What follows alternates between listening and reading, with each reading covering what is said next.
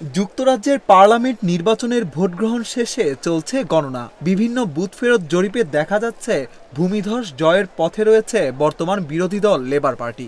এই হিসাবে পরবর্তী ব্রিটিশ প্রধানমন্ত্রী হতে যাচ্ছেন কিয়ার স্টারমার। ব্রিটিশ সংবাদ মাধ্যম বিবিসির প্রতিবেদনে এই তথ্য জানানো হয়।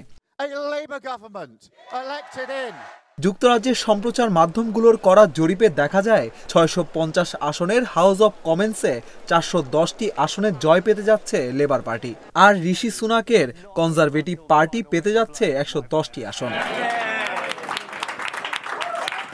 এদিকে যুক্তরাজ্যের স্থানীয় সময় শুক্রবার সকাল ৭টার মধ্যেই নিশ্চিত হবে ভোটের ফল। ৬৫০ আসনের মধ্যে সরকার গঠন করতে প্রয়োজন ৩২৬ আসন।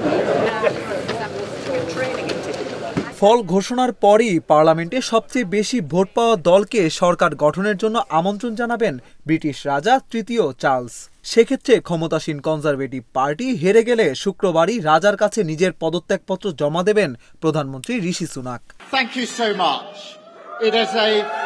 আগামী ৯ জুলাই পার্লামেন্টে শপথ নেবেন নবনির্বাচিত আইন প্রণেতারা। এরপর নির্বাচিত হবেন নতুন স্পিকার। ১৭ জুলাই রাজা তৃতীয় চার্লসের উদ্বোধনী ভাষণের মধ্য দিয়ে শুরু হবে পার্লামেন্টের অধিবেশন।